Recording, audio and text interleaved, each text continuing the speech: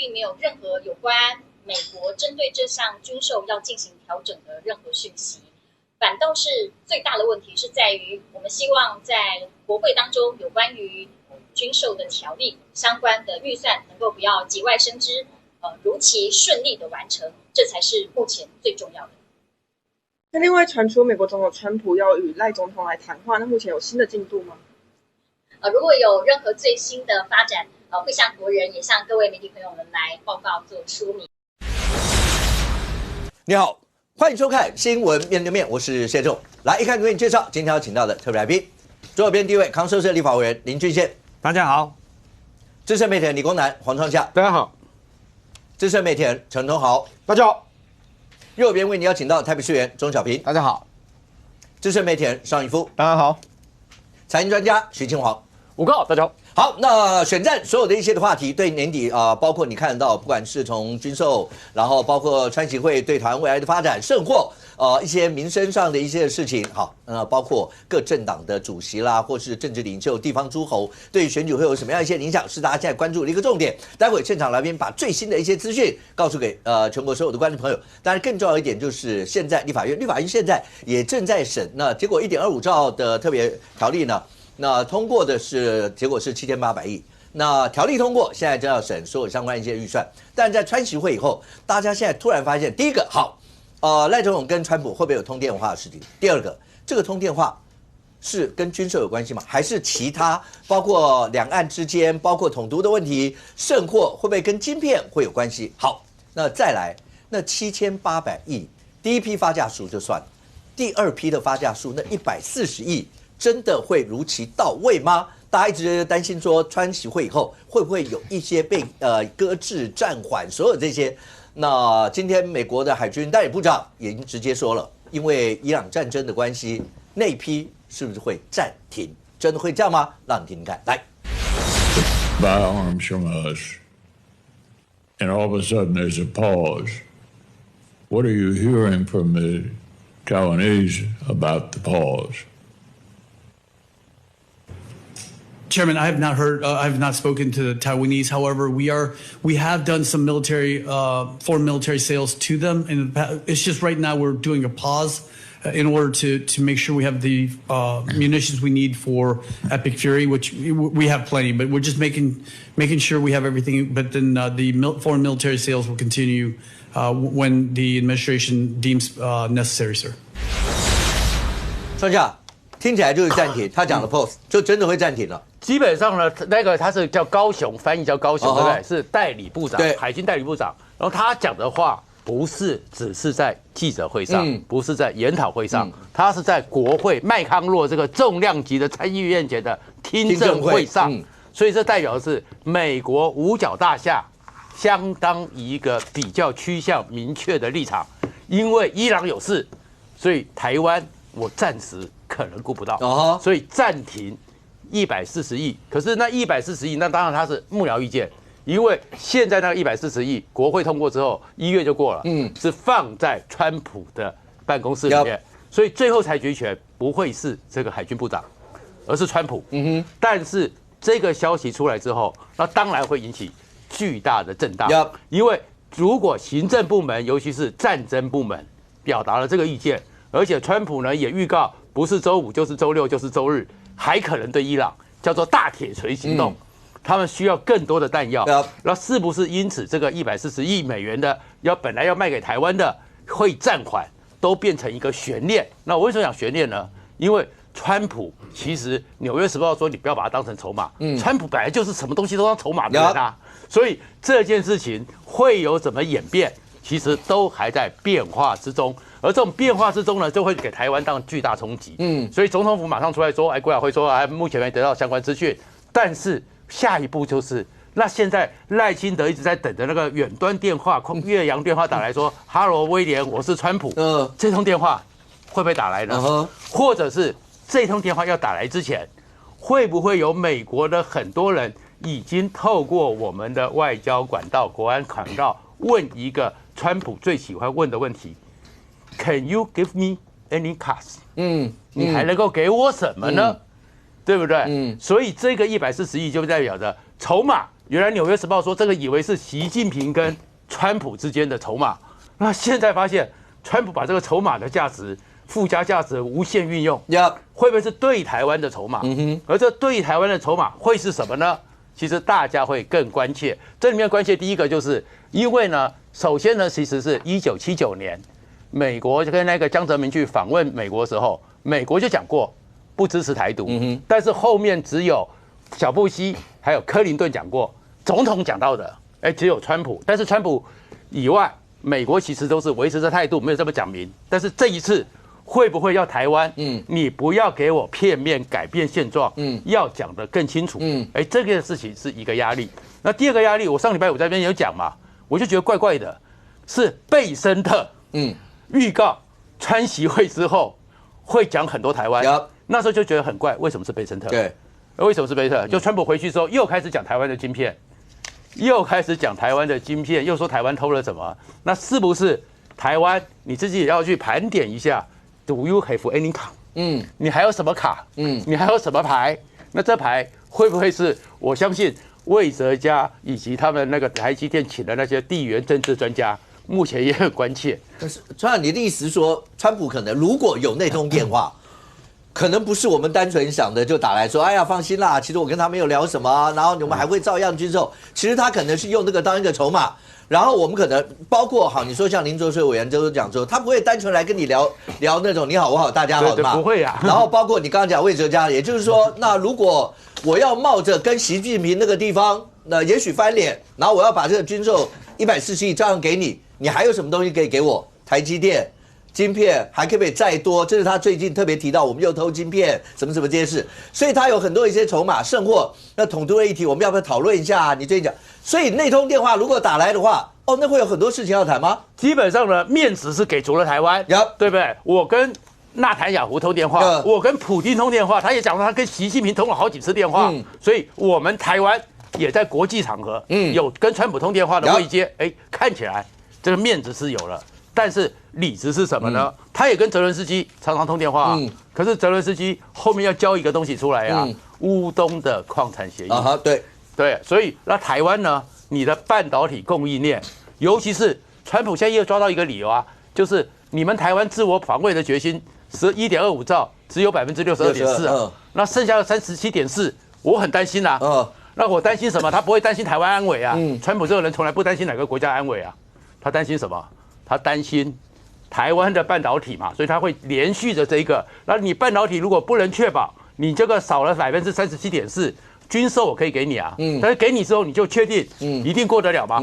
你有能力吗？你自我防卫的决心我看到了，你自我防卫的能力，内部问题川普会去在乎你吗？北约也很有问题啊，但是川普施压到北约，最后不是大家都增加军费了吗？所以川普考不好也是一种极限施压，而这种极限施压就是你台湾不要告诉我是国民党、民众党，我就看你台湾自我防卫的能力和决心有多少。所以我是觉得川普这通电话刚开始大家很雀跃，那现在恐怕是要戒慎恐惧。OK， 希望我们的戒慎恐惧好。刚才特别提到一件事情，财经专家来告诉大家，我们真的会因为一通电话，我们的军购如果川普等于是。他的那个筹码是拿来再回头跟我们谈，还是他跟老共跟我们两边谈，把筹码发挥到最大的一个效益？因为在川习会以前，当然你说像在野党，那也有在野党发言人就直接讲过说，你们大家一天到晚在政府一天到晚在急着那个什么军售，万一人家川习会以后人家不卖我们或者什么，那意义在哪里？可是今天这个暂停，大家听起来就特别刺耳。真的会发生这样的事情吗？我们还有真的要因此要把这个战争，如果真的他还要我们再把台积电的什么给他，或者要再多设厂什么，那在野党不是更有理由在国会里面再大声讲话？这个我看法稍微不太一样，但是我要把它先分两个部分来看两个部分来看是说，第一个啦，就是说台湾在军售问题上面呢，就自己拿出来的态度是什么？因为之前呢，我们知道第一阶段的这个等于有发价数是110亿美金嘛，那个部分国民党之前呢，这个等于党中央郑丽文他们很坚持要是3800亿加 N 嘛，那3800亿加 N 的部分，这个 N 的部分就当然就包括川普现在讲的那140亿美金的部分嘛，所以等于说台湾自己对于防御的态度是什么？那为什么我说这件事情现在先考虑的原因，是因为这140亿美金，如果台湾自己不拿出防御的态度的话，美国之后如果真的要谈到保护台湾议题的话，美国势必到时候要付出更多的成本和代价嘛。当然，所以对于川普来讲，第一件事情啦是看盟友自己有没有拿出要保护自己的决心啦。那在这个事情的态度上面，日本的首相高市早苗是拿得最清楚的啦。他跟川普这个等于见面通话第一时间讲的部分就是谈到日本的国防预算一定会到 GDP 2%以上，所以等于你自己自我防护的决心是你自己要先投资，然后美国后面呢再相对配合，还是你根本就不打算要投资，就只是被动等着我美国来出手，我美国自己来投入？那这个成本态度是有差的。那你从看川普在看待欧盟的角度，跟在看待北约的角度，跟看日本的角度就很明显不一样。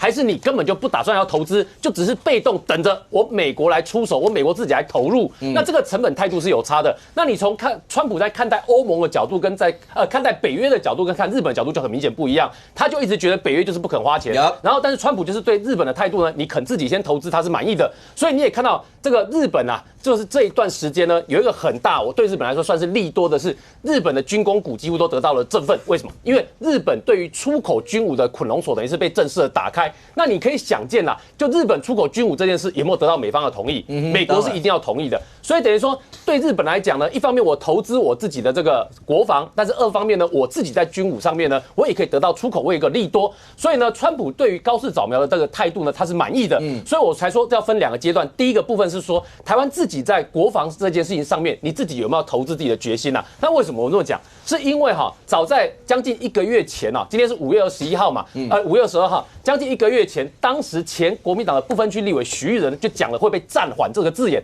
这字眼不是今天我们才突然看到的我们今天当然大家看到说，美国的这个海军代理部长他讲他是越南裔不是因为他跟那个上面翻译成高雄，他就是中国人，不是，他是越南人，越南裔那他今天抛出来说暂缓台湾这个军购的案子，不是我们现在突然看到的，而是当时在4月下旬的时候，4月24号的时候。当时徐玉仁就曾经在自己脸书上预告说，如果军购预算没有在5月7号之前通过的话，那军购被暂缓的几率是很高的。所以这件事情有没有人预告？有，不但有，而且这是国民党自己的不分区立委，其实不是前立委，他是美国保守派智库哈德逊研究员。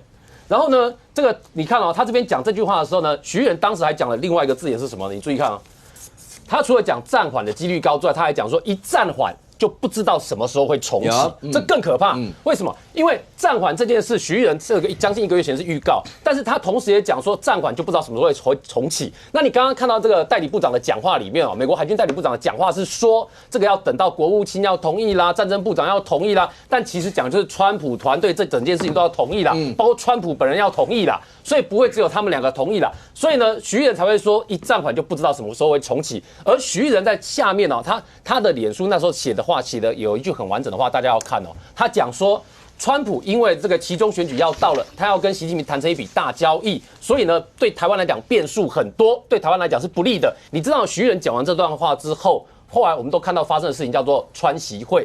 那川习会，这是前2天的这个美国《纽约时报》的报道，他在讲什么？他讲说习近平跟川普所谈成的订单是什么？里面报道内容谈到说，这个川普如果要暂停这140亿美元的一篮子计划，注意这是2天前的报道他谈到川普如果暂停的话，中国会回应的方式是什么？而中国回应的方式就是川习会后的那2天，我们看到中国释出的讯息，至少我们看到有2个啦。第一个，他这个中国要买200架波音飞机的飞机。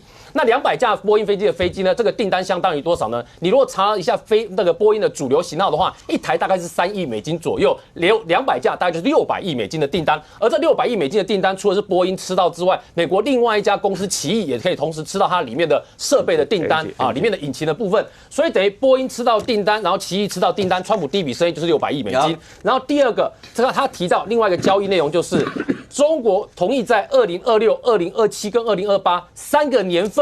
每年购买170亿美金的美国农产品，3个年份加起来是510亿美金，所以2笔加起来600亿美金加510亿美金就是1110亿美金。所以你可以看到，川普是把这个你台湾反正自己现在你都没有通过 Yeah. 所以140亿你自己卡住，140亿你卡住的话，我拿这140亿从中国那边至少订单的部分，我就交换到1110亿美金的订单，至少在美国期中选举的时候，川普可以到处在浮选的时候，直接对他的民众宣布啊，尤其是农业州，对于川普来讲，他跟台湾的总统在通话的时候。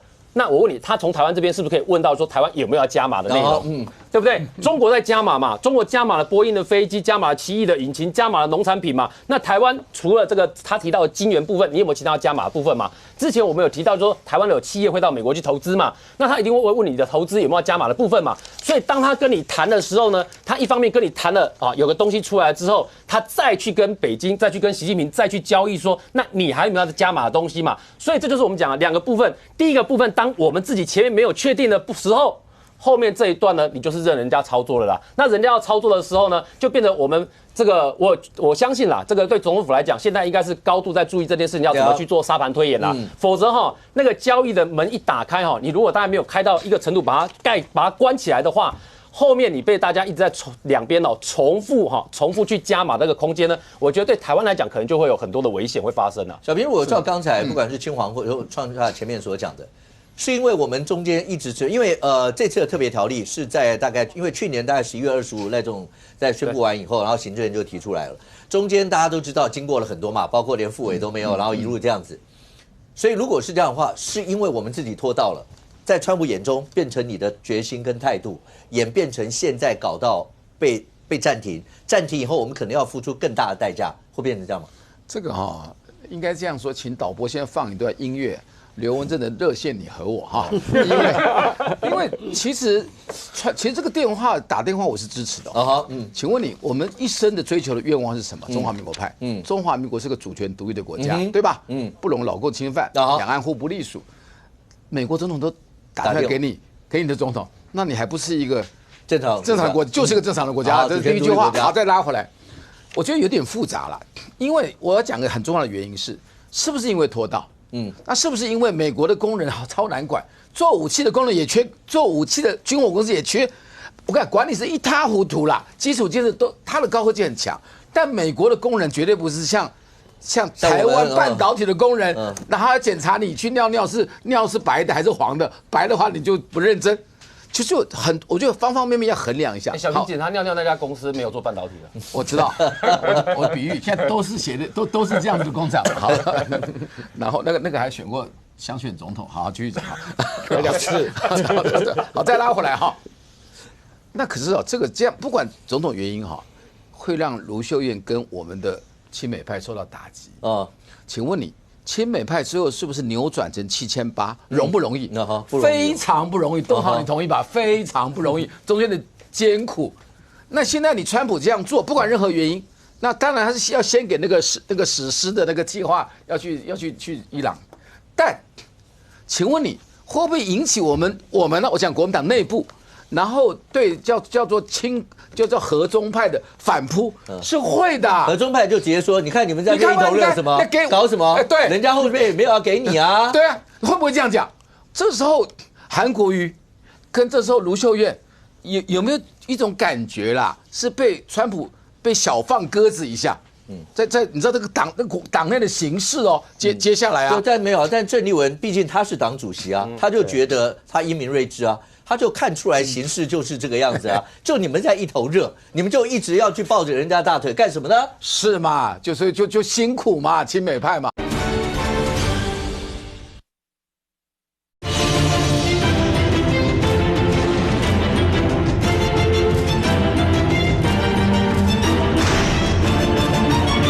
他就看出来形势就是这个样子啊！就你们在一头热，你们就一直要去抱着人家大腿干什么呢？是嘛？就辛苦嘛，亲美派嘛。再拉回来这个形势那我们卢秀燕跟韩国瑜为什么要这样子对武器要8000、9000，最后还折中到用了吃奶力气7800过了？只有一件事，好不好？第一个就是选举希望赢嘛，拿中间票嘛。第二个让美利坚合众国。让 KMT 重回美国的选项之一。美国请问你选总统，你认为 KMT 还是美国的选项？你觉得不是了？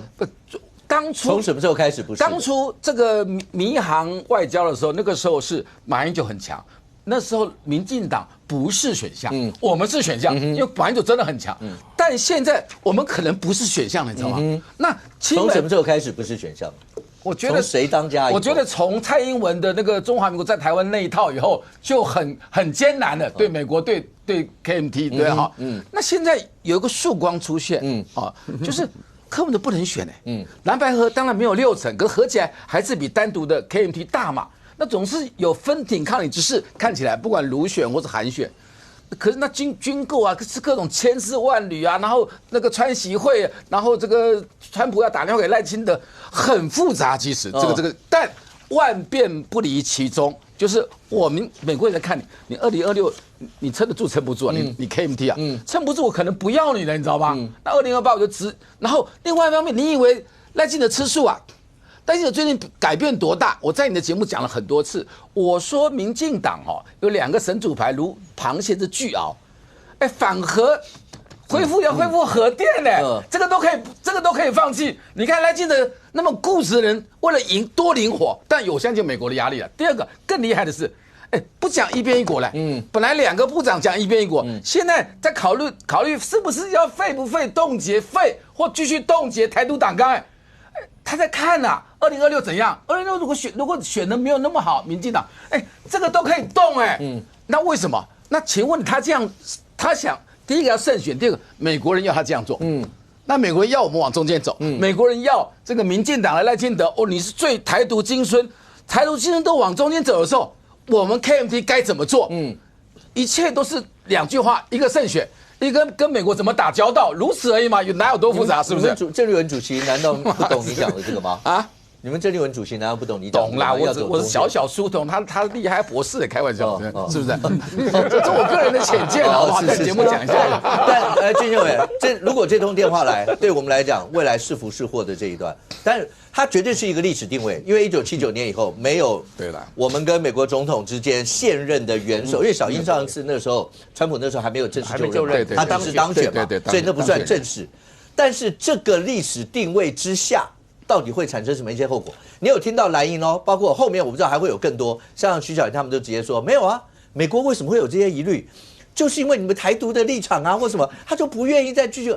也就这件事情，跟亲王刚讲那个，因为我们自己延宕下来了，我们拖到了，我们的决心不够，然后搞得人家在搞成这样，是完全不同论述第一个一定会谈就一定会通话，因为不是我们要跟那个川普来通话，是川普自己讲。所以讲2次。所以这个主动大家搞清楚。那川普认为他有必要跟赖清德总统来对话。那2国元首要对话，会突然间打个电话来，给你一个惊喜？不会的。那2边大概都要安排好了，幕僚大概会当然，总统来大概会谈哪些事？一定会事先了解嘛，题目答案2边要先把瞧着。所以至少这表示这个2边的这样的沟通，第一个本来就没有问题啦，否则你不会有美国这么大包的军售案要给台湾，要来卖给台湾。第二个，那现在他要谈的内容，我想第一个，川普一定会提到台湾现有的像半导体问题，他大概事先有预告了军售问题也会啦，那当然就是两岸的问题嘛，他可能会转达，习近平讲你们冲台独冲啊，其实你知道我认为台独这个议题是共产党跟国民党的扎的一个稻草人这根本就是个假议题嘛，而且民进党也没有台独党纲，民进党只有公投党纲。1997年民进党的台湾前途决议文，他说这是我们党纲，写得很清楚了。台湾未来的任何改变都必须台湾人民决定。他说台湾是一个主权独立的国家，它的名字叫中华民国，任何的改变由台湾人民决定。所以民进党没有权利去改变，也不会去改变它。所以民进党有的是公投党纲。所以他讲民进党搞台独，那这种胡说八道。那美国对民进党的两岸的处理态度，美国人也很清楚啊。美国怎么不知道民进党赖清德的一个态度？你看美国的 AIT 就美国相关的国会议员，那跟我们之间互访，两边的官员彼此的了解，大家都很清楚两岸的立场。但是我们要回归过来了，对美国来讲，美国的总体目标有没有改变？什么叫目标？美国现在最大共识就是中国是美国100年来最大的威胁。这美国高度共识。没有，川普会否决，他叫激烈竞争的对手。他没有说是威胁哦，反正就这个对手，这是个对手，最大的对手。对，那如何处理面对这个对手？可能每个总统或美国政党会有不一样的手法，但是总目标不会变。就是这些都是咱想多的对策。第二个，美国对两岸的态度，川普也讲得很清楚，他没有改变嘛。他意思讲，习近平讲几波啦，我都无插伊。川普的意思解答就是安尼啦。我有听到，但我的引嘛，我爱甲引啦。美国对两岸最大的也没有改变。第一个，保持现状，他反对台海动武。如果你这2点把握住了，那美国问题也解决了，美国就不会有那个什么要在几百公里外打仗的问题。都不啊嘛，因为保持现状啊，反对武力，就没有这些问题。所以只是美国要如何的来让台海保持现状，这个一样的，每个总统还有每个政党有不一样的做法。否则你美国为什么要卖台湾武器？你台湾如果可以保护自己，那对美国来讲更轻松。那预防战争发生，这也是美国要做的啊。那让你台湾够强，像个刺猬，有没有？他说台海如果你中国打过来，台海就形成一个地狱一般的景象。这美国军方现在的规划嘛，我们要买哪些武器？你去蔡奇亚、北北，我要那个，我要那个。这要两边军方坐下来，台美之间谈判。美国很了解台湾的军力部署，台湾的军事现况嘛，所以他才会决定你需要来买哪些东西。所以这我刚提的这2点，第一个美国的国家目标，还有美国对两岸的态度，这些都没有变。美国认为中国是100年来最大一个威胁还有严厉的竞争对手。第二个，台海要保持现状，他反对武力。美国这边没有变的话，那接下来就是做法的问题。那我们台湾也有相对应的做法。那你觉得国防预算的酸美国你前面对国防预算都推不动了，那美国为什么当时施加那么多压力？投注那么多关注给国民党？这问题也在这个地方嘛。那第二个，美国认为台湾的这个晶片问题，川普不说台湾偷晶片，但是他有后续的。他说台湾偷了晶片他说我不是在指责台湾，而是说美国如果有一个像他一样总统，就前面拜登太弱，他是在骂民主党，他是在骂过去的总统。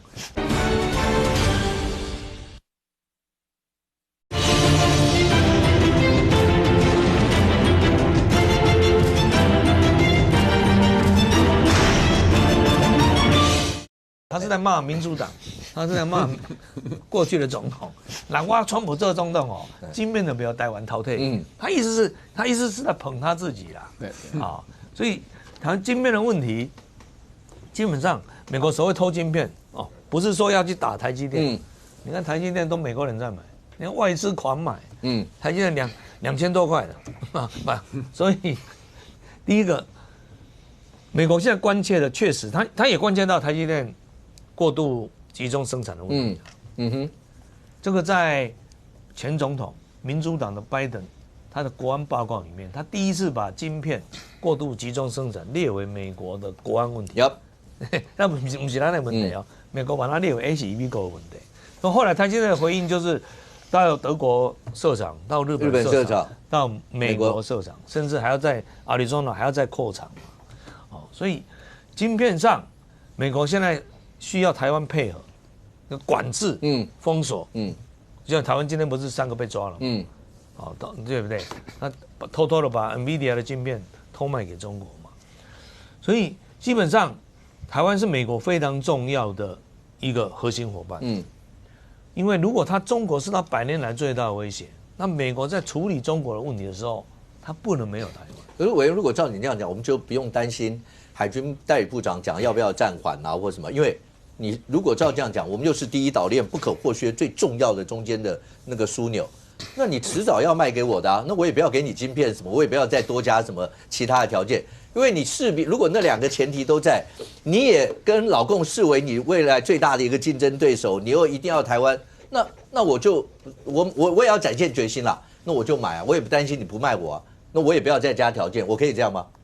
第一个，他说是伊朗的问题，对，但我认为当然很清楚了，这不完全是，因为台湾买的东西很多伊朗战场也用不到，所以他基本上就是川普讲的，川普有说我要把对台湾的军售，当做一个筹码，对，川普这样讲，他讲白的，对，他是真小人，他不是伪君子，通常这种事情都是只有在做没有在讲，对呀，再来，他要跟赖清德谈。他也公开讲，你知道上一次蔡英文跟美国的总统当选人川普通个电话，中国是边斗嘞，是啊，狂骂嘞，那这一次中国有没有任何的反应？你有没有注意到？那国台办还是有讲了，就讲一些，但是讲的不像上一次，讲什么什么滔天巨浪什么的，讲这种形容词而已，讲这些，基本上程度已经差很多了。中国就是知道也挡不住，但是他也立场官方语言还是要讲一下嘛。而且如果不能，如果会引起中国严重反应，川普敢公开讲，对不对？川普是公开讲，我要跟赖清德通话哦。也就是说，他处理两岸、处理台湾问题是一比高的代志。他根本不会考量到中国对这个事情的反应，所以第一个他才会卖武器给台湾。他这卖武器给台湾，中国会不会跳起来？这当然。那当然了，那他为什么卖？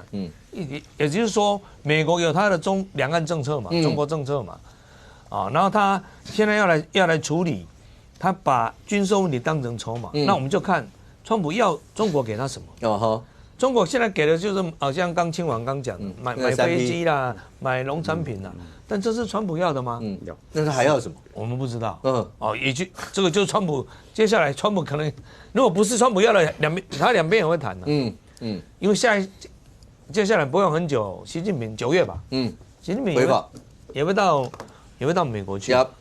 只是我们确实我们没有在最关键的时候通过国防预算。这一点真的是非常的不应该，要不然就没有后续这一块，你就没有后续这个问题嘛。刚刚金王就讲到了，国民党智库的学者呢，他也是前立委，徐玉仁，他以前也是我们台湾跟美国国会连线的成员，我也是，所以我当时跟徐玉仁也去美国访问了几次，所以他算是美国在当时国民党国会党团里面对美国比较有研究，对，所以后来国民党借重他，把他派到美国，那当然他讲的话蛮不好啊，国民党也很奇怪，你派一个学者去住在美国，那他的建议你完全不听，这个是郑丽文但郑丽文是国民党有史以来最特殊的党主席这个百年难遇百年难遇所以接下来我们再来看川普已经摆明了，第一个，如果他发现他这个筹码不能用，他用暂停军售武器给台湾，从中国那边也换不到什么东西。那当然这个军售会继续嘛，因为台湾够强，台湾可以防卫自己，你美国就越风险就越少，他又不必介入很深的这个问题，同时降低两岸之间真的打起来的危险嘛。所以维持台湾一个足够的军事防卫力量，这对美国的利益当然是美国必要的。可是现在看起来，上狗，所以那个百年难遇的。对那个主席，如果真的好，今天听到暂缓，然后接下来呢，势必如果要是出现通话，你觉得对国民党来讲的话，尤其国民党这样会怎么样看待这个暂缓，然后又通话啦，什么什么，对台湾可能造成一些的影响？川普现在明摆的是打台湾牌，不只是对我们，对老共那应该也是另外一种牌，就两边看你们各自加码。他现在真的是把我们当一个筹码，就摆在那个地方，大家来叫价。我觉得川普接受访问，他说军购是一个很好的筹码，对啊，看起来好像是对中国说，但是你现在回过头来，军购是不是也是跟台湾谈最好的筹码？也是了，所以这个筹码摆荡在两岸之间嘛。那川普里面说跟这个赖总统通电话会跟他谈，但重点不是他说了什么，问题是他到底打不打这一通电话？他会不会打这一通电话？因为他说了嘛，说了以后会不会打是个问题嘛。第二个，你说暂缓，那当然国民党就会说啊，你看吧，为什么暂缓？你看讲到台独，讲到什么了啊？那当然会变成国民党用美国对赖总统信任度的问题做文章嘛。那是第一阶段做文章嘛。那第二阶段的时候，真的通电话要怎么操作，看的是结果。如果通完电话依然暂停了，军购；如果通完电话140亿减为100亿美金呢？或是说通完电话140亿美金就批了？它会有不一样的结果。或是通完电话140亿美金批了，但是接下来就有很大的半导体公司就宣布再到美国加码投资多少千亿，多少什么什么这些。因为这都是可能会发生的，在这里头的啊，当然啊，就是说，只是效果不一样。你会造成什么样的因素会不一样？你说最坏的状况是取消，最坏的状况就这样嘛，哈。然后其次的状况就是继续暂缓，等我9月看习近平答应的事落实了多少，我再来决定。我们5月谈了4个月里面，4、5个月里面。你到底执行了哪几个项目？什么？我们再来谈。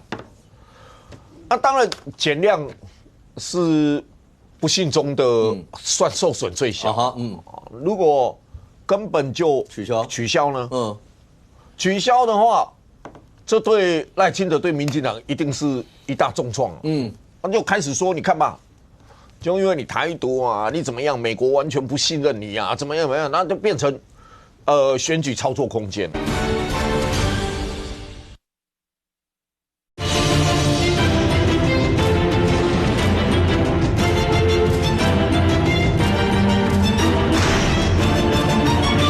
那就开始说，你看吧，就因为你台独啊，你怎么样？美国完全不信任你啊，怎么样？那就变成选举操作空间了。那难道民进党这个地方，像巨宪委员他们难道不会讲说，没有啊？如果要是当初11月、2月。就已经照着正常程序，这一批早就已经发价书都已经下来啦。然后你们怎么会等到人家川习会？哇，你看哦，原本的川习会是几月？3月。3月。川习会是3月，那个140亿就已经压住了。一直要等川习会。所以只是因为伊朗战争，然后拖到5月嘛。其实3月就已经压在那边哦，因为。那一个征询程序什么都已经结束了，程序最后一关就在川普手上哦，3月就已经压在那边哦。我觉得当然了，这就是一个我常说嘛哈，司法的时候是讲证据嘛，政治是讲操作的高明嘛，不一定要讲证据嘛，不一定要讲证据。那民进党一定操作的是。你看嘛，就是因为你们军购啦、拖啦，你看让美国怎么样啦，对你们的自我防卫信心不足啦，等等。这边转过来就说哪是我们，就是因为你看赖清德台独，美国不信任你赖清德，就回到各说各话的打仗，这会变成什么政治操作啊？然后因为川普不会出来跟你说。不是啦，我不是因为军购条例没过的问题啦，是因为我要见习近平压住啦，他也不会出来讲啊，因为你国内政治他也不要管啊，然后他也不会说是那是我的筹码，跟赖清德独不独没有关系，那是我要跟中国谈判的筹码，这个跟这个没关系，他也不会讲啊，他也不会说啊，那如果说出来变成。川普是一因定锤耶，我为什么不批？那川普说了算啊，因为最后的决定者是他啊，最后决定者是他，所以你说这一件事情打到后面哦，我觉得还会有戏看吧。我是说，你看军购现在不是复委了嘛，我们就第一期的3000亿的编了2945嘛，然后第一年因为法律规定你要逐年编列88亿复委了嘛，5月20号复委了嘛，复委审查。那现在在审什么？115年度的预算嘛。那请问一下，现在外界知道审115年的预算是总预算是各部门都审，你知道吗？但是大家都看到了什么？大家都看到外交国防在审军购预算的状况，其他委员会就是一些花絮啦、斗嘴啦。OK。但是你看到实质有写在删啊，在审啊，在什么啦，包括说什么119亿的第3阶段前舰啊，什么我们都有看到。OK， 好，审完了呢？9月一开议要审116年度的中央政府总预算。那你中央政府总预算的时候，国民党说的，商办啊，维持啊，摆在年度预算，摆在年度预算。好，我编来了，你什么态度？又一次。所以从特别预算、年度预算、跨年度的预算，再加上川普对军购的什么，他会串成一条线嘛？那这一条线的时候，他会拉着我们的选举一直到11月28号投票。像刚刚讲，就是大家一直在讲说，这些到了年底的选战一定是算总账了。算总账，然后看说到底对各阵营来讲的话，中间这些情形，老百姓感受是怎么样？川普到最后会一锤定音决定要是什么样一个情形吗？可是在这个过程都好，国内其实第一个，国内本来一直就你说对老美跟老共那个地方亲中亲美的一些，到底要在哪边两大之间？国民党内部也是，刚才小平自己也讲说，在军售上面，他们的亲美派好不容易搬成7800，这一个弄下去会不会前功尽弃？那但是川普这次光不讲别的，光一个海军代理部长讲暂停，甚或到后面有没有变数这些，会不会让包括国民党郑丽文主席啊，或者是国民党就直接讲，我就跟你们说吧，川普就是个商人，这就是不可靠，你们干嘛老是要去跟美国走那么近？跟老共走近一点有什么不好呢？和平会不会出现这样一些氛围？但这个氛围显然美国是不是有闻到？古立言，郑丽文6月要访美。古立言就直接讲说，我相信会有很多人会问，国民党领导阶层是不是在从根本上改变党的政治取向？我不知道他说党的政治取向是不是国民党长期以来说亲美友日和中啊，这些情形，是不是讲说，你们立场变了吗？你们现在只亲中吗？其他像美日都不要吗？是不是在问这个？他说郑丽文这次访问能提供机会，这个字用的蛮，他说能够提供机会适宜，也就是你到美国跟我们美国自己那些人讲，你们是不是真的改变了？近期关注国际媒体报道的人可能会有这个印象，那就是国民党在关键外交和安全问题上开始采纳或仿效中共立场。国民党发言人尹乃菁直接说，古立言讲到了反共，是不是应该要先问一下川普，你反的是什么样的共？意思是说，他也去跟习近平聊天，也去谈呐。所以东好这个延烧下来，这不只是在国内大家亲中亲美之间。国民党内部，美国现在开始怀疑，他甚或用到仿效老共，会这么严重吗？是会这么严重啊，因为他确实会对郑丽文他们有这么多质疑。尹乃菁那话没有乱讲，他是应该问问川普啊。美国官员自己要回来问问川普，那川普呢？川普的真实想法呢？我听过一个事情哈，就是川普为什么有那么大的改变？川普被习近平说服了。说服的有几个理由，没有讲到郑丽文，但是有讲到一件事情：台湾多数民意反对军购，他们最大的党主席才刚来过，是习近平花了很多时间告诉川普台湾目前的状况，所以国民党知不知道这个两个人讲话的某些内容？我相信他有一定的几率知道。我们这边台湾这边也会有，后来也会知道，大家都会知道。所以会不会有那通电话？我觉得不会。你觉得不会？因为如果有那通电话，习近平会很难堪。因为他9月要访美，那通电话的障碍在哪里？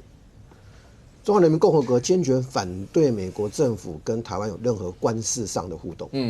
一个美国现任的总统打电话给台湾现任的总统，这个是底线中的底线，那个是红线中的红线。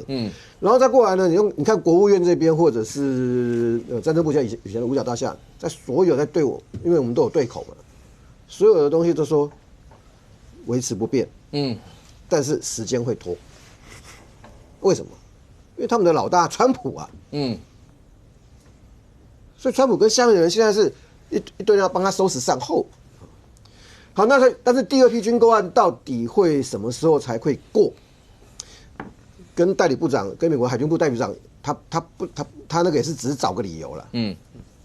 因为我们是预约啊，不是现货、跟他的战备需求没有关系，好不好？那叫预约。我们现在下单不是马上就现货提了就好，你不是到百货公司买一个 Hermes 的包包，你看到架上有钱付了，然后就走，不是？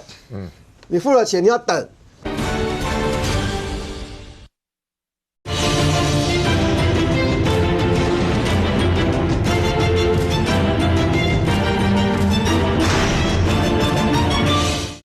你付了钱，你要等。你蛮了解行情的，因为什么？因为我太太以前跑过百货然后现在是上一夫的太太在跑这条线好不好？他们两个是姐妹淘。你讲的跟海马士是差不多了，都要都海马士跟海士都不是现货，对，都不是看到信海的你都要等，好不好？所以那后面呢？后面对郑丽文来讲当然是大力多你可以想象。大家跟他握手都2秒钟、3秒钟，是不是？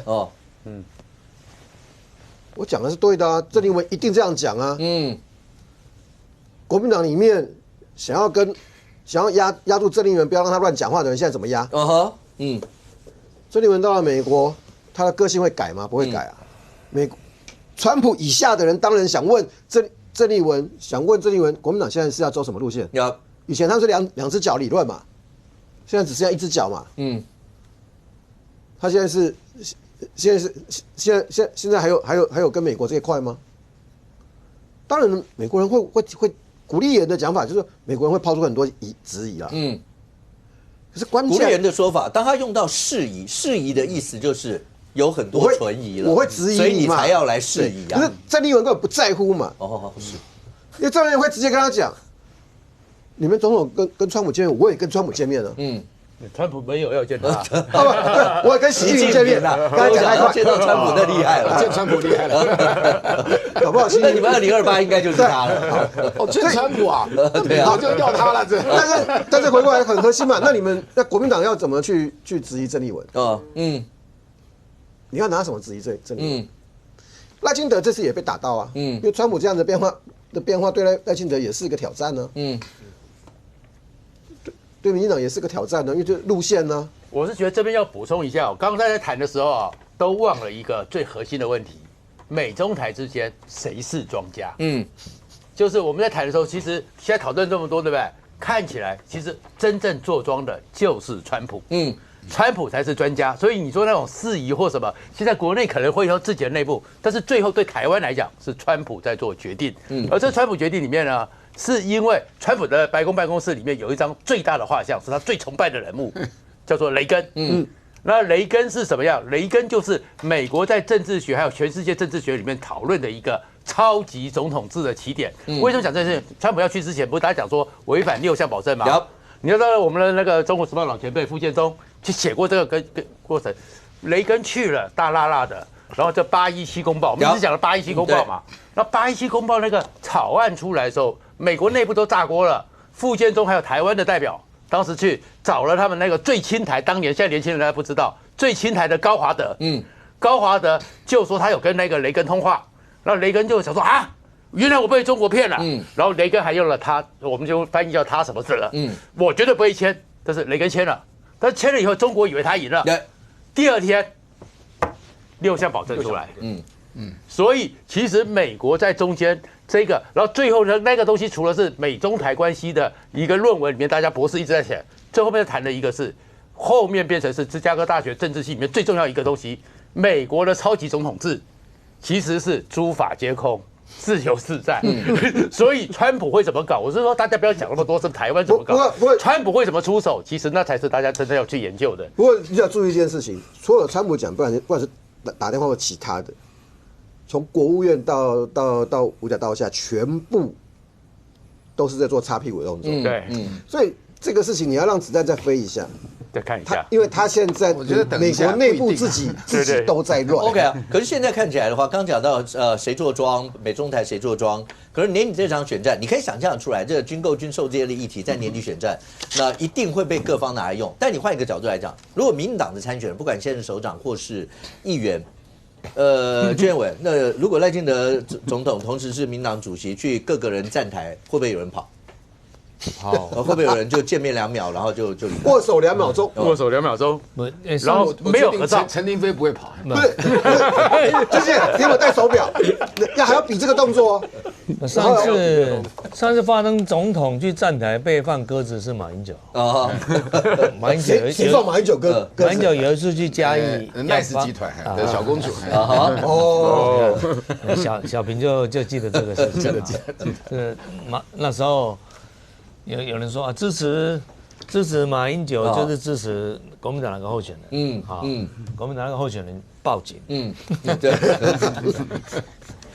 意图使人不当选吗？那个票房毒药还是补药，在候选人身上的反应最清楚。好，如果像刚才具宪委员讲出那个美感，所以我们就从那个美感来看，因为刚讲到说，因为川普或是那个海军代理部长所讲的这些，会不会让郑丽文主席在国民党内部讲话大声呢？你看他讲的才是对的，你们大家亲美派搞了个什么7+8要干什么？会不会出现这个状况？但是显然在选战的角度、民众的角度，会完全是这个样吗？我们把大家各位资深媒体人这么多，请问一下，李四川那个到底是真的几秒他就急着要走吗？还有他的行程是真的后面很忙很赶不得不走？上公你那个狐疑的表情，狐疑到那个眼都已经接在一起了，到底为什么？你们大家的讯息最多，庄家那是怎么样？基本上呢，李四川对不对？他那个是军功叫军警，对不对？然后一个大会嘛，对啊，然后挺李四川的嘛，是啊，所以李四川是主人嘛，对。然后既然你们就专程是挺我的一个大会，然后主人自然是最重要的主角，讲完话就急急忙忙要走。第一个，这已经是不符合日本选举的常规嘛，因为这么大一个，尤其军功叫军警，国民党最重要的铁票区。那完毕之后，当然还要好好的哈拉一下，哪有行程这么赶的？然后第二个，郑丽文才到嘛，来才到之后握手2秒，对不对？然后李四川说没那么短，他不管了，不是你要比那个动作。对。然后呢？我行程啊，我行程对不对？然后呢，马上就走。然后走了之后说，郑丽文讲话他就走，总共待的是同框，而且还没有合照30秒。有人说是20秒，有人说30秒嘛，我们宽一点，对不对？然后出来之后呢，那媒体当然就会问啊，看这个画面就是太不经典了嘛，对不对啊？然后太不经典就一直问嘛，然后李四川只回2个字：谢谢。然后后面大家就在质疑了嘛。那后面其实我觉得后面李四川讲的话更有美感。说什么？因为后面他要想，可能是人家就拿这个东西说郑丽文是不是票房毒药，大家躲啊。李四川后面有补一些话，只要对选举有利，不管是郑丽文或者其他人，我都会邀请。那第一个，他如果对选举不利呢，就不要。对啊，对不对？所以这话题要这样看嘛。然后第二个，郑丽文是党主席之尊呢，如果是小平兄。敢再把这个郑丽文跟许清煌放在一起吗？其他人对选举有利。这话里面就是这个话语就是李四川虽然是理工人，然后讲话比较慢。你看他已经是过去很迂回的谢谢黄国昌辅选，那现在这个态度里面也是谢谢郑丽文辅选，因为对他们来讲握的每一天在握手。选民的感受，他们最清楚。然后到底这个人是不是能够帮他？其实我是觉得李四川呢，政治语言是不太行，但是政治智慧还是有历练。不过现在看起来，上狗那天川普后面还有行程吗？就是急着，刚好一直在那边比的，后面还有行程吗？还另外一个是。所以现在，刚才小平都讲到亲美派，那好不容易搞成这样，国民党里面现在真的有媒体上有一篇报道说有叫反正派，甚或说2028不管派谁，如果党主席是郑丽文，那都白搭。所以在2026这一仗，当然他们也希望能赢，可是那个赢就很矛盾的心情。2026如果赢，也就是说维持现在席次，那郑丽文很有可能2028有机会。但是媒体上的报道是说，所以2026万一别的都不讲，只讲彰化。彰化变成很重要的 KPI， 这个 KPI 只是彰化丢，他们里面就有人反正派就可以集结逼宫，是这样吗？我们从川博那个行程，你一定最清楚，后面的行程是什么？后面行程我没问啦，但后面行程哪有那么急呀？而且说私人行程，哪有那么急呀？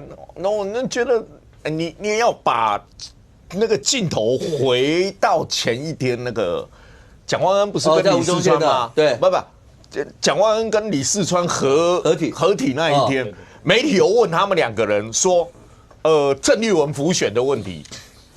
你看那个蒋万安怎么回答的？蒋万安回答说：“哦，这要尊重候选人了。你看那个吴宗宪找我的时候啊，那我就去帮他的忙啊。意思是看候选人，意思候选人不找郑丽文就不找了，好，那你看李四川同台，李四川一句不吭就走人了。同台的时候，他这个问题李四川不答，走了，然后今天这一场郑丽文会去，是因为党部办的嘛？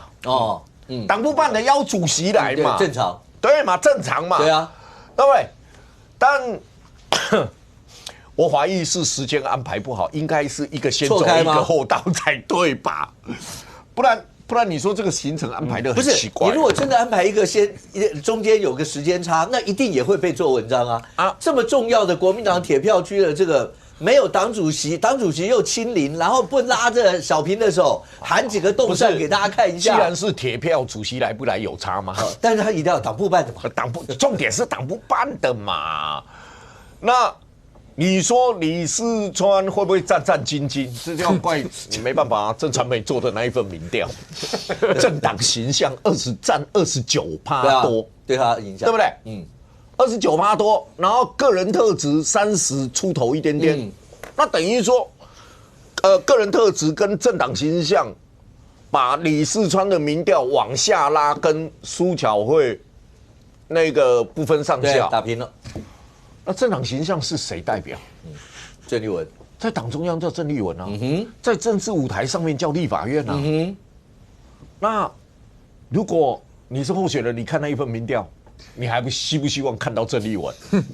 你告诉我，你希不希望看到郑丽文？可是很尴尬啊，因为那时候背着那个彩带征召李四川，就是郑丽文帮他披上去的。那没办法啊，那个在党中央嘛，征召如果连征召那个彩带都不给挂，所以你说他为什么会这样子进退维谷？你不要这样子，人家党主席嘛。提名的时候反而是郑丽文话最少的时候，好不好？那个平常中常会话之多，半个小时。所以国民党要拜托郑丽文安静到11月28号。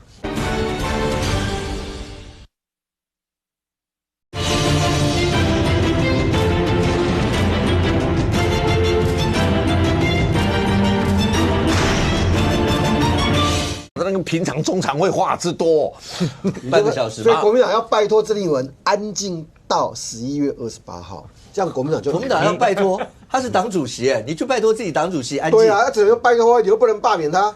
我跟你讲，你有没有听过郑丽文在广播？中常会骂赖清德30分钟的那一块，你怎么可能拜托得了？我告诉你一件事情，国民党要编一股预算，是请郑丽文全球去政党外交。不是，万一在国外传回来怎么办？陈东豪，你真的搞不清楚啊！这些候选人不怕他开中常会，怕他开行动中常会。你让一步更换。你会不会给他一个好灵感？小平很担心你看每次选前，两党不是都会开行动中常会吗？小平很担心。你们不要这样眼神看，我又不是吕家凯。其实你说开中常会跟开行动中常会，你叫那些候选人选，他们选哪一个？你就待在台北就好了。那李四川怎么办啊？好不好？你就待在台北就好。李四川很简单啊，其实也没什么差别啊，就因为我们常说一句话嘛，选举有选举的应付方式嘛。比如说陈水扁的第二任，他不是民调也是一塌糊涂的。对，马英九的第二任民调是不是也一塌糊涂的？然后呢，陈水扁又爱跑场子，叫大家那个立委什么我要去，那怎么办？怎么办？原本第一任的时候，总统来，哇，几千人摆在那边；第二任总统来，找个场地小一点，200人，避免效应扩散。他们还要关起来，室内更好，拒绝采访更好。就这样啊。然后马英九第2任的时候去选区，一个总干事看那个排的表，马英九真的要来吗？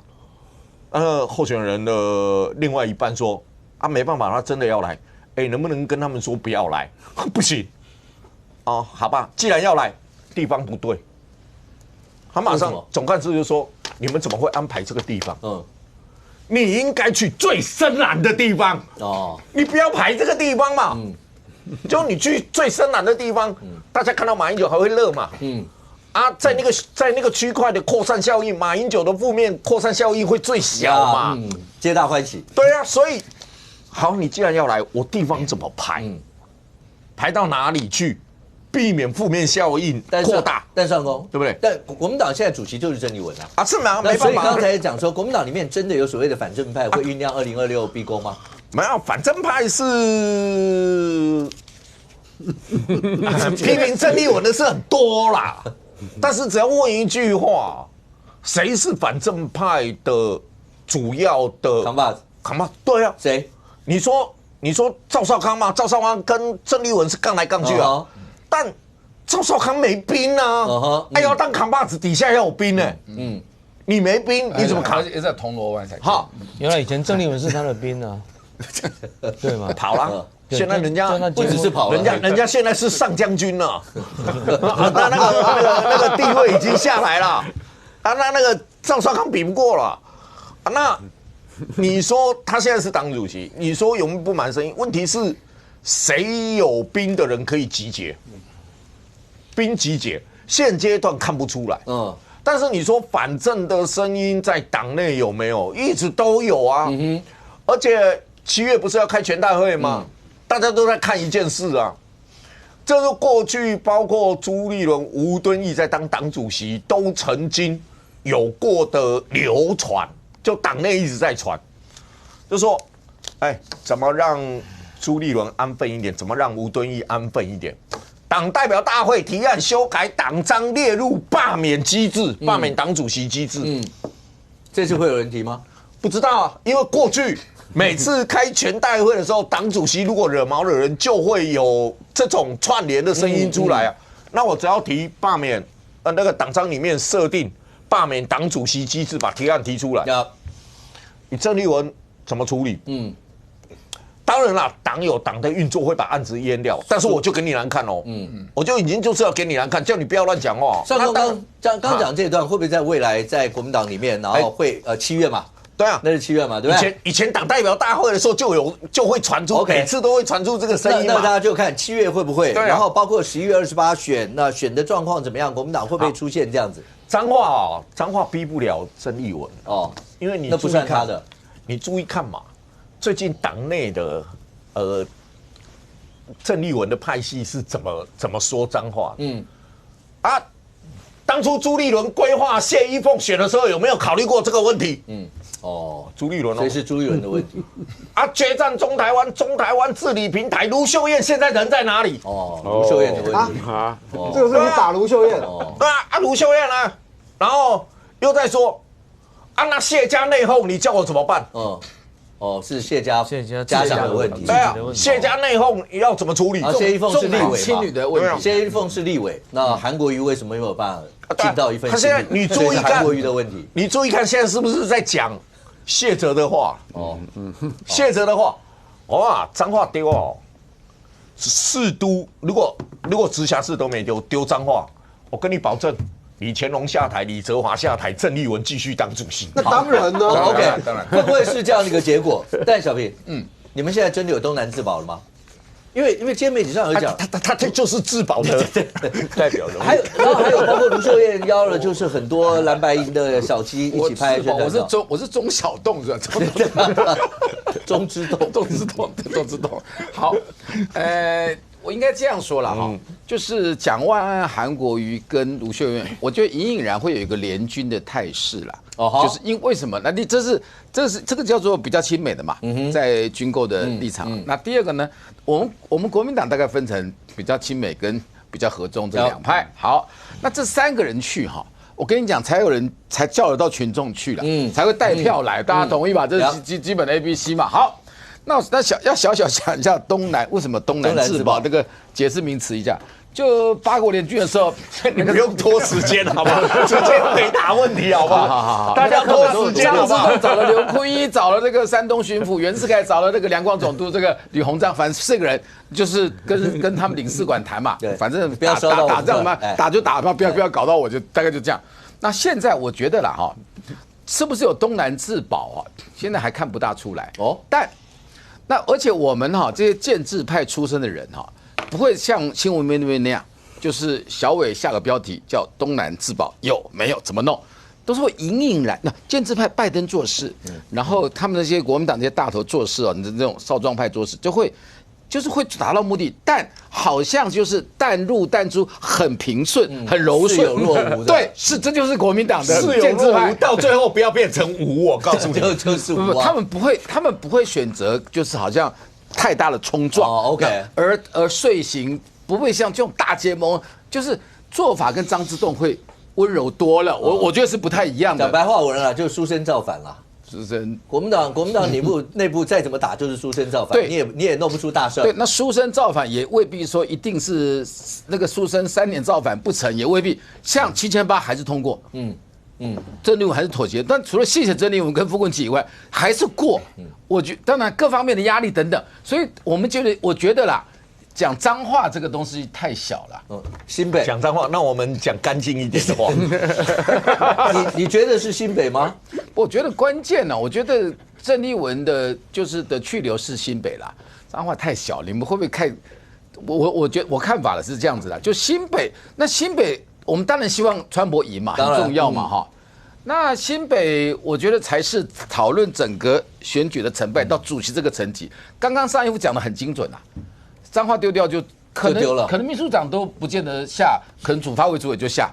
我觉得因为脏话现在就看那丢掉怎么样很重要。那本来会赢的啊丢掉了，大家要检讨。彰化现在看起来提名没那么顺利嘛，他们家庭因素等等，我觉得指标还是新北了。不过现在看起来，军授委对你们来讲，宜兰、嘉义市、彰化，甚或连新北前3个是有媒体上报道，你们现在是一定要拿下这3个地方。新北那个被你们列为一定要积极抢攻，因为现在已经达到差不多5-5波这些，所以你们对这个，而且新北这一仗现在是国民党执政，全国最大票仓，400多万人口。这一仗如果你们拿得下来，那对国民党来讲肯定大地震啊！新北民进党赢，当然就大赢呀这赢有好几种，小赢、中赢、大赢。来，小赢、中赢、大赢各是哪些？就是说你如果赢了一些，比如说赢彰化，一般就解读那国民党内部有问题就是说该赢不赢，因为谢家听说是家族内乱嘛，这个外面解读会这样子嘛。但你新北不一样。不过新北我们也不能小看我们要戒慎恐惧因为这李世川还是哇，他也知道跟郑丽文握手只能2秒钟就绕跑所以不能小看他这非常有智慧的一个人。那郑丽文跟李世川那个见面，其实相当程度就反映国民党的焦虑了。对，看到党主席怎么看出来？看到党主席，大家应该很高兴大家应该蜂拥而至嘛。后面有事应该马上说，阿彪，砍掉，往后延，后面的行程取消，那黏着郑丽文。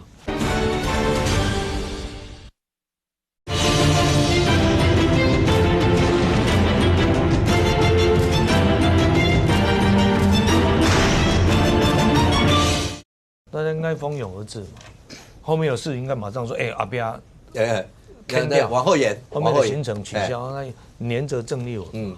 他这样应该比手表，这很不礼貌的，对不对？有事情就有事情比手表，郑丽文算有风度，本来应该比中指。你什么态度？谁比中指？郑丽文。你给他比手表，那应该比回去啊。郑丽文没有比回去，有风度啦。你要改，再怎么改，看到主席，对不对？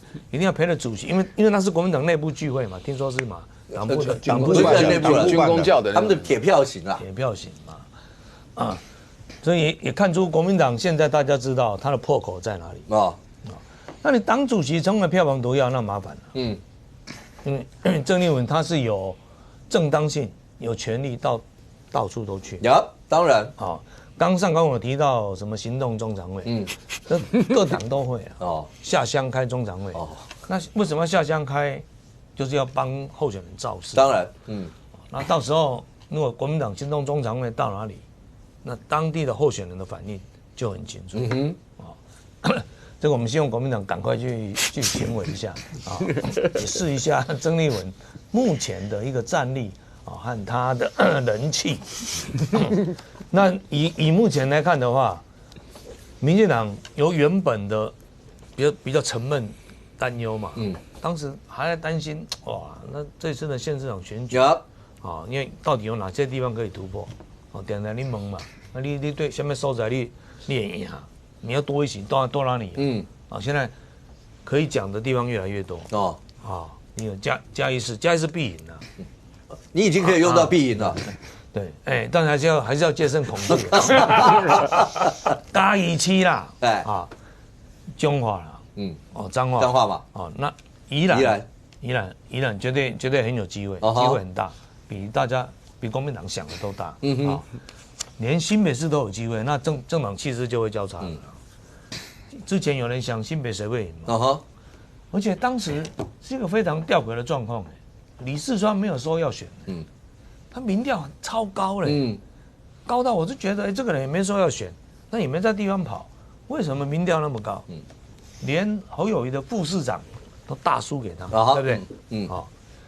然后李四川说要参选了，照理讲要有行情吧，庆祝行情零，而且开始往下掉，这个气势一反转你很难拉上来，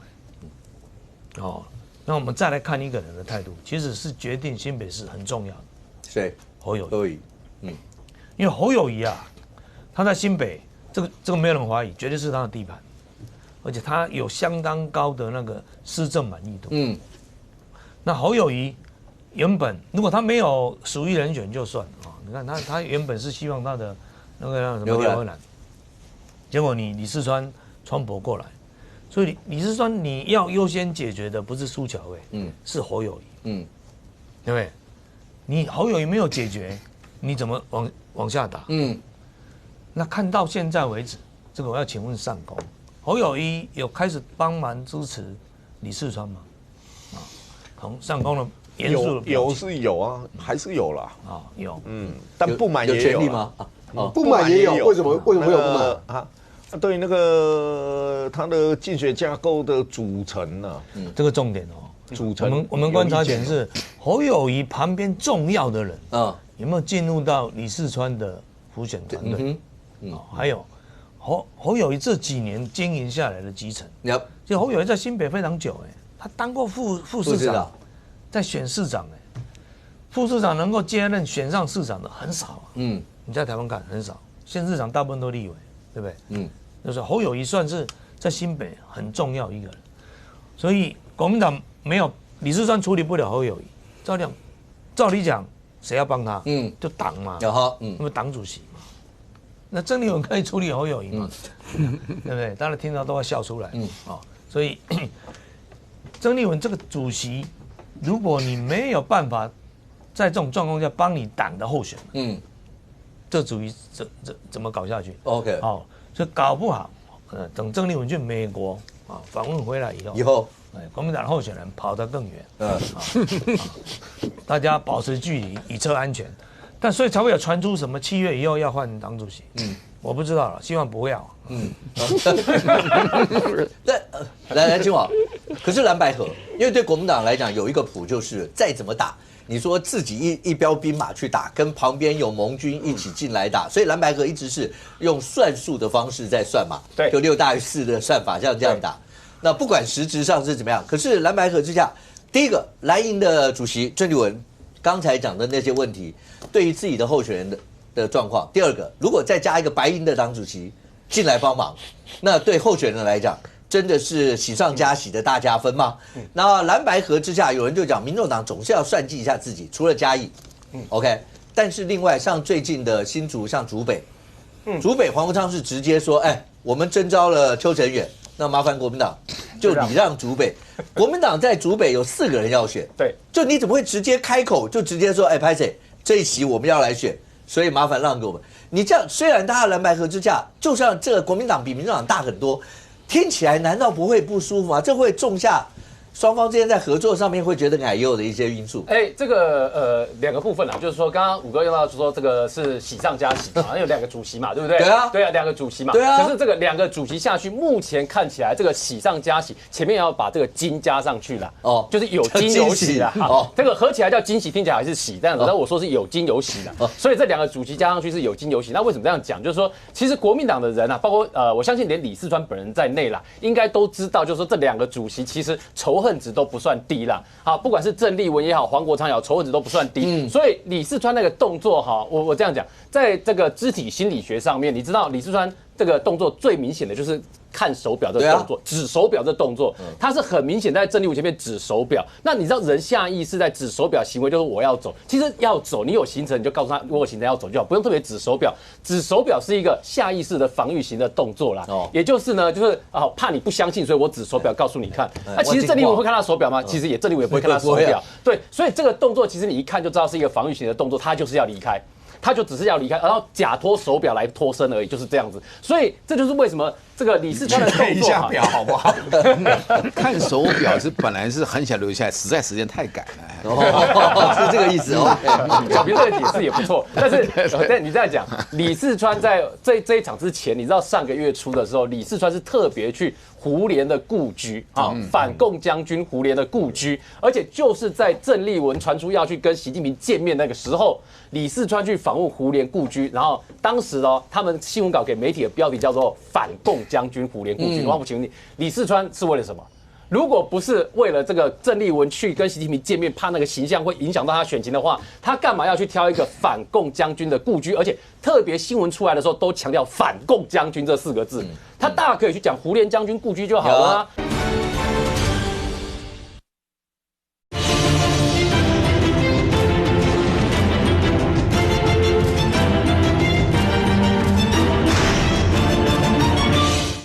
他干嘛要去挑一个反共将军的故居？而且特别新闻出来的时候都强调反共将军这4个字，他大可以去讲胡琏将军故居就好了啊。那去讲反共将军的意思就是他要标榜自己就是没有要亲共或是亲中的那路线，不想让你贴上标签嘛。所以等于说那个在李四川心里有没有那把尺，知道他的这个新北市长的选举千万不能沾染到统独的色彩，千万不能沾染到这个亲中的问题，他知道嘛。所以这也是为什么他跟这个郑丽文见面的时候，我看到那画面的时候，在想到他想那个反共故居的那个新闻的时候，我就觉得看起来李四川很知道自己这个选情的状况不能被带到统独的那个方向去嘛。但是李四川在现场拒绝的那个姿势呢，他就让大家发现他指手表这个事情真的太突兀了啦，突兀到就我们正常候选人看到有大咖来，如果你知道他有票，你一定会跟他多黏久一点的时间啦，这个嘘寒问暖啦，多聊几句话都好嘛，至少在大家心里面看起来，这个我跟你互动久，我有票，你会投射到我身上来。那所以李四川的动作显然看到郑丽文，他第一个想法一定不会认为他是有票的啦，不认为他有票，又怕他的形象会影响到自己的选情，所以李四川选择了一个赶快退散的这个动作嘛，就很明显，这是第一个要说的。那第二个，这个蓝白的主席，尤其是这个，你可以看到在国民党党内一直坚持现在蓝白合的部分是谁跟谁在合？是郑丽文跟黄国昌合啦。这个柯文哲连柯文哲的角色可能都丢到一边去了啦。是郑丽文跟黄国昌合，而黄国昌现在呢也很笃定觉得郑丽文的蓝白合就是郑丽文加黄国昌，也不是其他的人啦。所以国民党党内其他的人，你们谈的蓝白合都不算，只有郑丽文跟黄国昌谈的蓝白合才算。所以他们现在角度是这样啊，就因为这样，所以你去看现在呢这个这样讲，陈志涵跟郑丽文的距离一定比钟小平跟郑丽文的距离来得近。这是毫无质疑，这是对，这毋庸置疑的是。你们2个是双口相声的嘛？所以这个就是为什么你可以看到，对国民党很多人来讲，这个黄国昌跟他旁边的人一定都比其他国民党人更接近郑丽文啦。只有那个蓝白合才叫做蓝白合啦。那有没有票是另外一件事情呢？他有没有票是另外一件事情但是对于他们来讲，这才是真的蓝白合。所以啦，这个如果你还想得到上次黄国昌跟郑丽文见面所签的那个协议，他们要组一个蓝白的共同的辅选团，到处去辅选啊。所以呢，国民党的地方很快就会面对到这个辅选团去，你们要不要接操的问题啦。好，这是第二个部分要说的。那第三个，这个竹北市这一局其实很有趣哦，就竹北市市长啦，就县长的这个候选人，国民党确定是徐熙莹了嘛？那竹北市市长的候选人4个表态的国民党的人要选哦。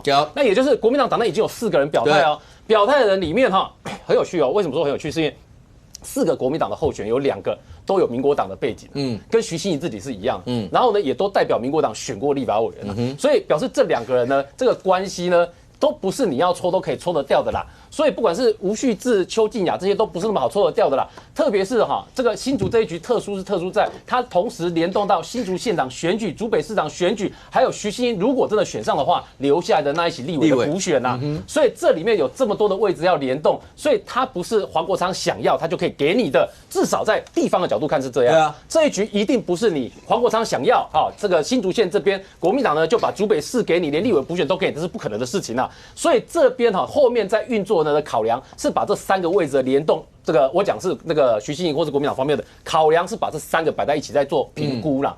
所以这也是为什么在评估的时候呢，这个黄国昌的民众党他们一定会尊重民众党，因为徐熙莹过去也得到过这个柯文哲的支持啦，至少蓝白合也是挂在徐熙莹嘴巴上面的，所以呢他会尊重民众党，他会尊重黄国昌，但是落到地方去的时候呢，要怎么做地方有地方的游戏的方式，所以不会是这个黄国昌叫你让就让那另外要解读黄国昌为什么会觉得说他这个嘴巴上叫他让，他觉得国民党可以让，因为他觉得现在的蓝白合是他跟郑丽文说了算嘛，所以郑丽文你讲的蓝白合要我黄国昌背书，而郑丽文跟黄国昌之间2个人之间关系可以互相直通赖来赖去啦，所以他会认为就是说他觉得这个国民党是有机会可以让给他的，好，至少做个民调怎么样都好，形式上有也好，所以这也是为什么黄国昌讲这样的话出来的时候，这个竹北地方的人士、新竹县地方人士不买单嘛，就直接呛你没礼貌嘛，就没大没小，你连竹北有几个里你都搞不清楚嘛，竹北有几个里，31个里啦，但是这个邱成也要选，我觉得邱成也不见得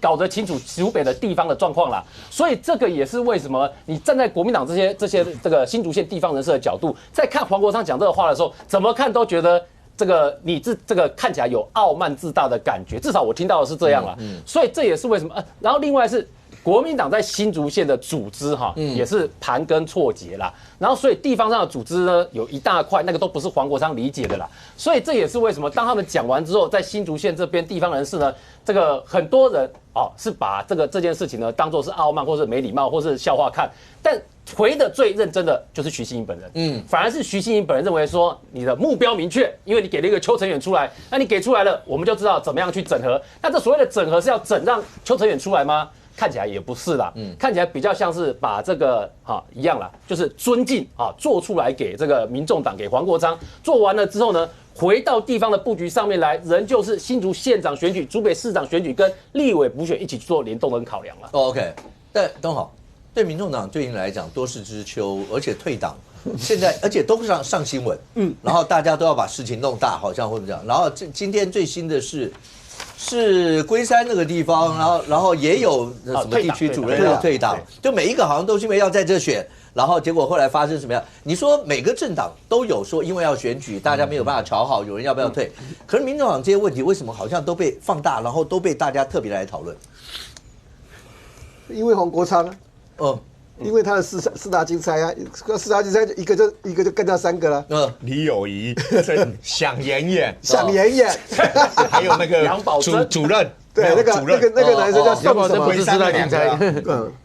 所以这要怎么解释？这个只有一个解释啊。刚才我补充一下，龟山那个真的太有趣了，因为反正他就证明一件事了，就黄国昌或民众党不想要初选，他这边就不会有初选，因为龟山这边因为龟山你这样讲太严肃了。真的。我是觉得他们直接组成一个叫做四大金钗想选的就会黄复兴党部就好。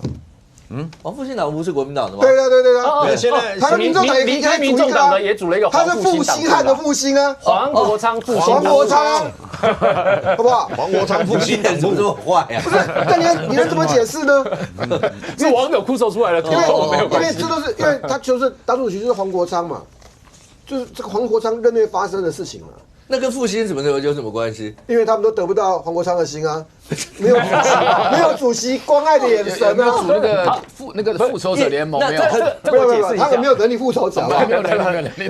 这个刚刚龟山的例子就是一个很好的例子。好，你解释一下龟山怎么样？因为龟山这边哦，就等于桃园龟山有没有想要选的这个议员的候选人？有啊。所以在这边哦，本来有一个叫高华宏的啦，他要选啦，区主任。然后再来就是这个曾妍杰，他在区主任，然后曾妍杰也是想选的，对他比较熟。沈爷爷啊，你的爷爷其实我也不熟了，跟小平比较有关系，青青一白白啊。然后呢，这边本来2个想要选嘛，那一般正常的政党就是你如果想要的话就登记啊，就登记，对不对？那然后呢，这个曾妍杰说是因为那个民调的作业费用他不想缴啊，就算了嘛，对不对？但是你还有个高华宏啊，就这个高华宏有趣在这边哦，就是说民众党哈，就是这个初选的觉得他不适合的原因，民众党解释是这样，有更适合的人选。高华宏的哥哥啦，他是这样解释的哈，大家看合不合理哈？他说高华宏的哥哥呢是国民党的里长。那就有弟弟现在代表民众党要选议员呢，这个有观感不佳的问题啦，所以呢就认为他不适合让他选。那基隆那2个算什么？那谢国良是党友，因为有给200万，所以没有这个问题。基隆归基隆哈。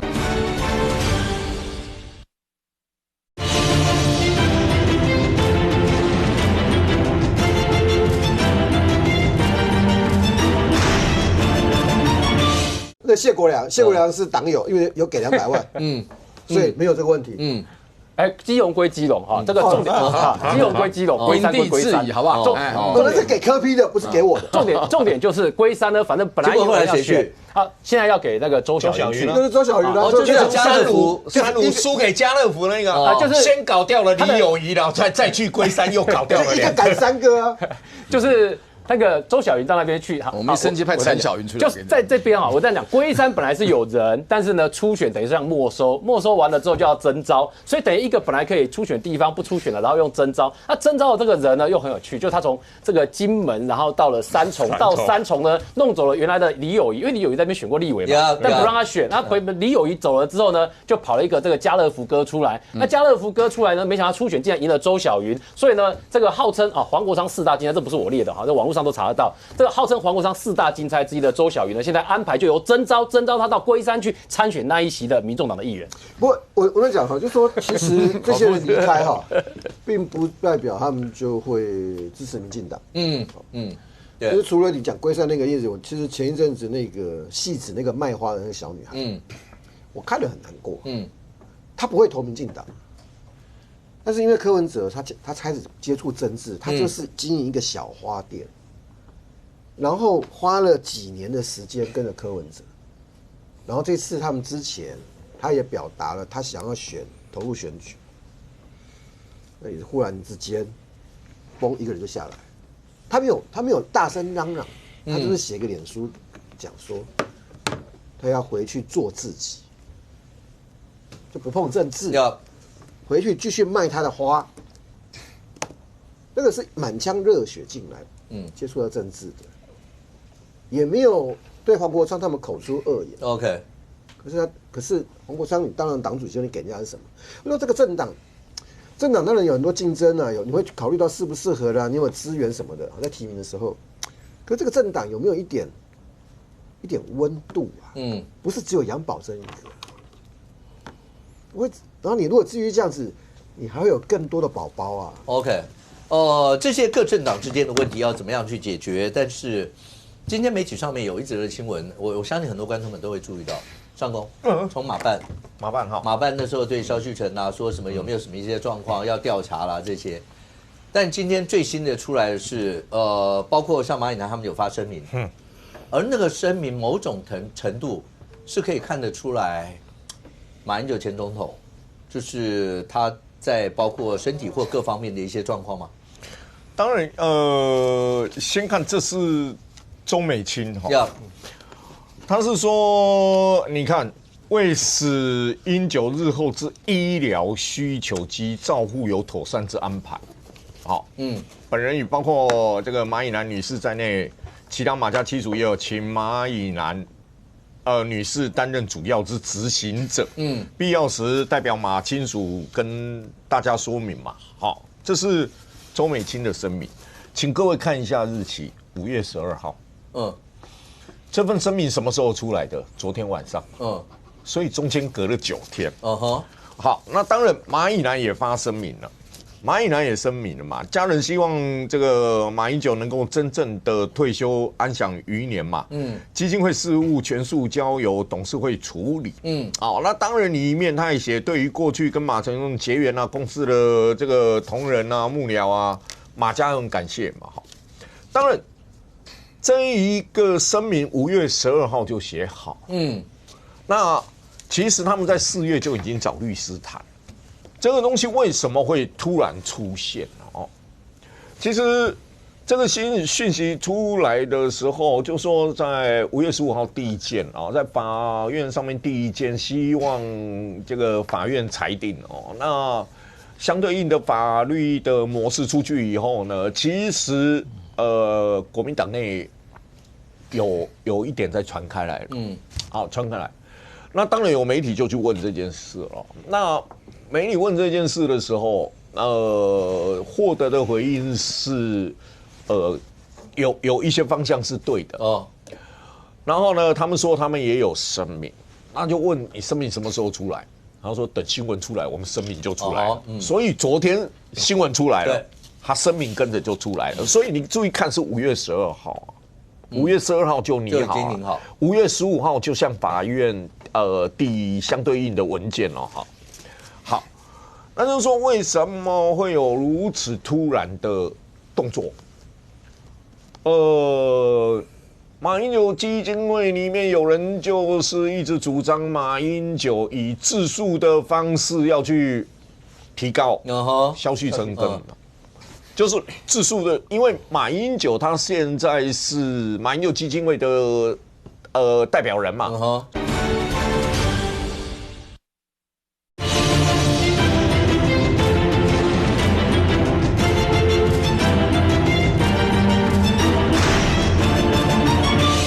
那就是说，为什么会有如此突然的动作？马英九基金会里面有人就是一直主张马英九以自诉的方式要去提告，消息成根。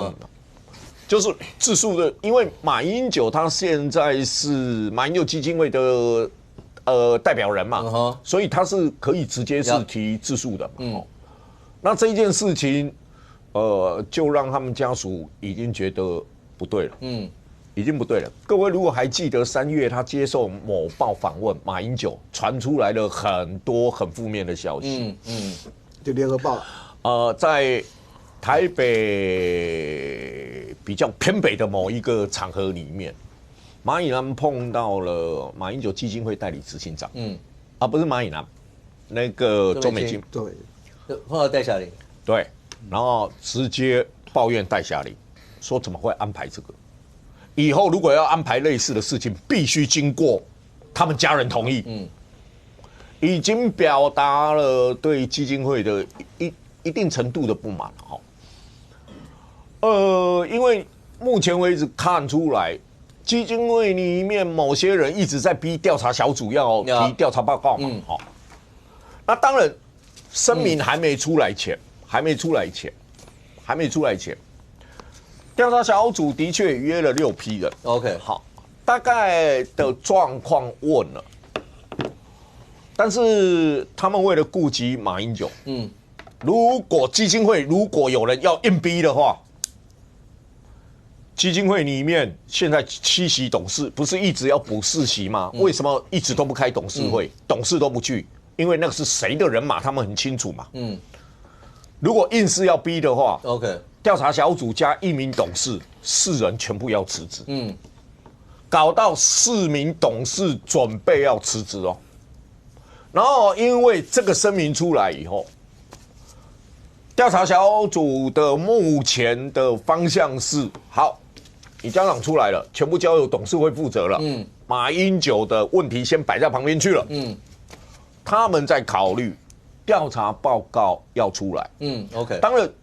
里面最关键的一件事情就涉及到120万的事，数字我讲的够清楚了吧？120万，那有一次的去年的还是今年年终奖金发放出去，也不在会计账目上，也不在会计账目上，所以连会计都不敢确认120万是不是拿来发给了年终奖金。所以调查小组下去询问完了以后，其实并不认同现在在主导基金会的人一直在说侵占啊等等等等，一直不认同哦。调查小组不认同。我上公刚讲的，因为调查小组到现在还没有正式公布什么调查报告，因为基金会里面光解决掉前面那一段的处理，大概都已经一个头两个大。最后你说不管调查小组会有什么报告，或基金会会有什么样的一些的报告出来，不过因为一个马办中间的纷纷扰扰，结果最后的重点大家看到的是，前总统马英九，那当然大家会关心前总统马英九的身体状况，所有这些，我相信会有很多人会觉得不胜唏嘘，怎么会是这样？但马家的声明也已经讲了，让马英九前总统是能够真正的退休，因为毕竟也为国家一生这样一些情形。但不管怎么说，这件事情是不是接下来应该就会真正的落幕？而这个落幕，但对国人来讲的话，那包括前面所提到的，不管是军售是不是真的会暂缓，然后接下来会有那通电话吗？然后所有落在年底或2028选战又会怎么样？我们大家拭目以待。非常谢谢现场所有来宾，也非常谢谢观众朋友收看，谢谢我们这边，我们下周见，拜拜。